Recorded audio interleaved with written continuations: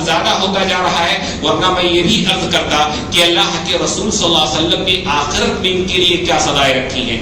مختصراً ذکر کر دوں، اللہ کے رسول سے بخاری وغیرہ کی روایت ہے، اللہ کے رسول کا عام معمول تھا کہ اپنے خواب بیان کیا کرتے تھے نماز کے بعد، اور انبیاء کے خواب سچے ہوتے ہیں۔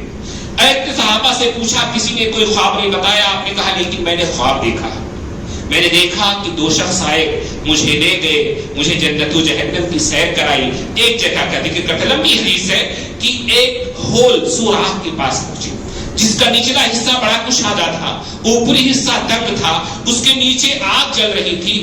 آگ کی لپٹیں جب کبھی اوپر آتی تو میں نے ان لپٹوں میں دیکھا کہ ننگے مرد اور ننگی عورتیں، اس آگ کی لپٹ کے ساتھ ننگے مرد اور ننگی عورتیں اوپر آ جا رہی ہیں، لیکن آگ پھر دھیمی پڑتی ہے، وہ پھر اس کے تہہ میں چلی جاتی ہے۔ بار بار ایسا ہو رہا ہے۔ اس سارے سفر کے بعد جب میں نے فرشتوں سے اس کے بارے میں پوچھا کہ اس سوراخ میں کون لوگ تھے، تو اس فرشتوں نے کہا فَهُمُ الزُّنَاةُ، یہ بدکاری کرنے والے مرد اور عورتیں تھے۔ دنیا میں بدکاری کرنے والے مرد اور عورتیں تھیں۔ صحیح ابن حبان اور صحیح ابن خزیمہ کی روایت میں ہے، حضرت ابو سعید خدری رضی اللہ تعالیٰ عنہ راوی ہے کہ اللہ کے رسول نے ذکر کیا کہ مجھے ایک ایسی قوم سے گزارا گیا کہ اشد منہ اشد شیء انتفاقا وانتنہ ریحا، میں نے دیکھا کہ ان کے پیٹ، ان کے جسم خوب پھولے ہوئے ہیں، سب سے زیادہ پھولے ہوئے، اور ان سے جو بو آ رہی ہے بہت ہی بری بو آ رہی ہے۔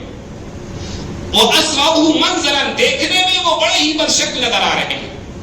یہ اصل میں جب بدکاری کرنے کے لیے لوگ سینٹ چھڑک کر کے، عطر لگا کر کے، بالوں میں کنگھی کر کے، اچھے لباس پہن کر کے نکلتے ہیں نا، یہ اس کی سزا وہاں پر ہوگی کہ یہ بٹ ڈھک کر کے نکلنے والے مرد اور عورتیں وہاں کیسی ہوں گی؟ سب سے بدشکل اور سب سے بدبودار۔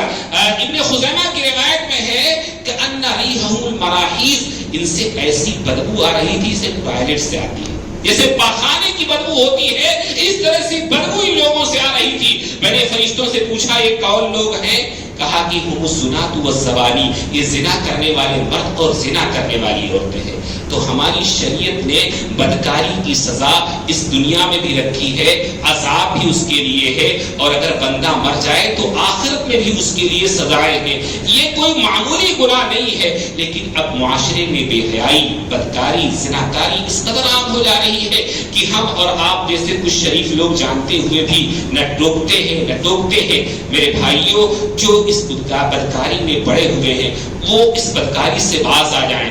اپنی ماں بہن بیٹیوں کو کبھی سوچ لیا کریں، جو چیز آپ اپنی ماں بہن بیٹی کے لیے نہیں پسند کرتے، دوسروں کے لیے کیسے پسند کرتے ہیں۔